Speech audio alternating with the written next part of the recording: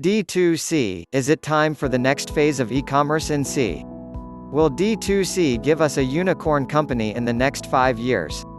Direct to consumers (D2C) startups globally strive to achieve the type of recognition achieved by Dollar Shave Club and Warby Parker in the US by selling premium branding with relatively affordable pricing. Most D2C startups only arise when the e-commerce marketplace has reached the mainstream market, where a small number of consumers strive for niche brands. Southeast Asia would eventually follow a similar suit as the US, and we could be in the early stages of the next possible boom. From a price standpoint, D2C allows businesses to have higher margins, as they are cutting out the wholesalers and the distributors' portion of the profit. This allows brands to sell products at lower prices while gaining significant market share against the expensive incumbent. Just look at Oxwhite breaking the ECF records in Malaysia, raising over $1.2 million United States dollars by selling the tagline of luxury products at affordable prices. In addition, the removal of a middleman helps businesses better understand their customers' needs and complaints, which also allows them to construct more effective segmentation for marketing campaigns. Stages of D2C brands. Before a market breeds D2C brands, it usually starts with e-commerce marketplaces together with the growth of the sectors supporting e-commerce, logistics, payments, digital marketing, and data analysis. Once the marketplace reaches its mass adoption scale, there would be a demand for more personalized products and niche brands, which would give rise to the early adopters of the D2C market. A majority of the large D2C players in the US and China are within the consumer packaged goods (CPG) spaces, where incumbents are not born in the Internet era. Think Unilever, P&G, Walmart, etc. Is Southeast Asia ready for D2C to disrupt or become an alternative in the market? Unlike the relatively singular market with Amazon in the US and Alibaba and JD in China, Southeast Asia remains a very fragmented market, where users are still price-conscious and not brand loyal, which relates to some of my observations and forecasts. I anticipate the rise of D2C to rise in conjunction with social commerce. More influencers would launch their own product line, as a way to scale and build their brand.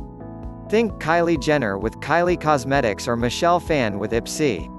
The vast majority of startups would be in the CPG category, targeting higher margins to sustain the marketing dollars needed to build their brand from scratch. Eventually, a D2C brand would reach a saturation point of early adopters. The eventual market expansion would require the opening of brick-and-mortar stores to capture a new customer pool, which is the late majority of offline customers. For example, Thailand's Pomelo Fashion started as an online fast fashion womenswear store that has since launched stores in Singapore and Thailand. However, at the same time, these offline stores allow online customers to test the product before making purchases, effectively acting as a showroom of products to capture all kinds of customers. Strategies for D2C. The biggest barrier in scaling a D2C company in Southeast Asia, and in general, is to create brand awareness itself. Most D2C companies around the world would need to sustain high customer acquisition costs (CAC) to attract customers to an unknown brand. This coincides with the difficulty in pricing a product, particularly at the early stages. Most companies would generally target customers in the first 2 stages, which at the core are the early adopters. However, do bear in mind, the first 2.5% is where most businesses fail, where they struggle to find product-market fit. Thus, when you are getting your first thousands of customers, bear in mind the psychology of them purchasing the product. They are willing to take the risk and try something new that would give them utility. Thus, price is secondary and benefits are primary among the early adopters.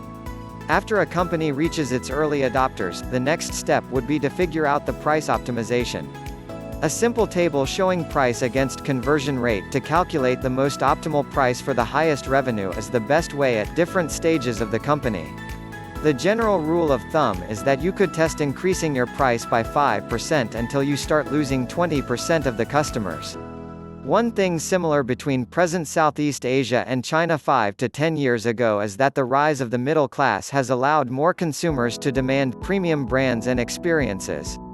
This brings me to the overall strategies that D2C brands will have to take to succeed in C. Branding. The general strategy of most D2C companies is that the whole product line revolves around a central brand. One of the biggest D2C brands in C is Singapore's Secret Lab, which sells chairs for gamers, and was invested by Temasek at a valuation between $200 minus 300 million. The branding of Secret Lab has focused on its quality and affordable pricing. Its products are positively reviewed in most tech review sites, and the prices remain competitive at $350 to over $600 compared to other gaming chairs at the time. The very fact that they have removed distributors from the supply chain allows it to keep its prices while maintaining their margins. The same strategy follows Malaysia's Oxwhite, which again sells on the quality of their products while remaining affordable. Being in the clothing industry with many big players is difficult because incumbents are able to cut their prices due to the economies of scale. Thus, it is foreseeable that traditional incumbents would eventually meet the same price point. Thus, D2C companies in the competitive clothing industry have to build a brand that is able to create a constant flow of loyal customers to sustain the competition. Overall, creating a brand requires a lot of marketing dollars. The startup will require a marketing expert to segment the customer base and achieve optimization in marketing efficiency. At the same time, there is definitely a need for trial and error in pricing to find the optimal pricing that balances the number of quantities sold with the price of products to maximize revenue. Community building. The lack of marketplace loyalty in C is ripe for D2C brands because customers are eager to try new products that are unique or add utility. Besides the overall emphasis on branding, there is a rise in the social commerce element, which means using social networking sites such as Facebook, Line, Instagram, etc. to promote and sell products and services. This is especially relevant in Thailand, where sales via social media are at $10.9 billion in 2017, according to Thailand's Electronic Transaction Development Agency. In a survey by PwC in Thailand, 61% of consumers are influenced by social media for their purchases through positive reviews or inspiration. However, less than 20% of consumers stated that they are likely to buy a product because of a celebrity or an influencer. Thus, influencer networks might not be as effective when targeting the early adopters compared to community building. One successful case of community building is Sociola, an Indonesian beauty and personal care e-commerce site. It has built a large community platform called Soco, which connects the e-commerce site with social media sites. Anyone can become a content creator on Soco by writing reviews or articles and also engage with new brands through events. Through the app, users can scan a product's barcode to see reviews by the community to reinforce the purchasing mindset.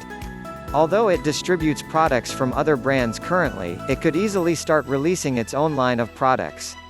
How big can it get? While consumers in C have frequent changes in their consumer preferences, the question remains on how big a D2C startup can grow in C. Just looking at the US counterparts, there seems to be a price ceiling in the most successful D2C companies, which is less than $2 billion. Warby Parker is valued at $1.75 billion. Dollar Shave Club was acquired for $1 billion by Unilever. Casper was last valued at $1.1 billion and planning on going public. Bonobos was acquired for $310 million by Walmart. These valuations are definitely impressive, but it shows that these D2C giants have relatively small valuations compared to the other tech startups. This could highlight that D2C investment is an early-stage game where there is a cap in their scalability. There are similar parallels between the US and China in terms of businesses' eventual expansion into offline stores and community building. Again, there was a bunch of losers in the D2C space in China, but companies such as Three Squirrels, which started by selling nuts, were able to break the bottleneck by diversifying their product range and also the strategy to sell on e-commerce marketplace Tmall, unlike the American D2C companies, which were reluctant to go on Amazon to avoid brand dilution.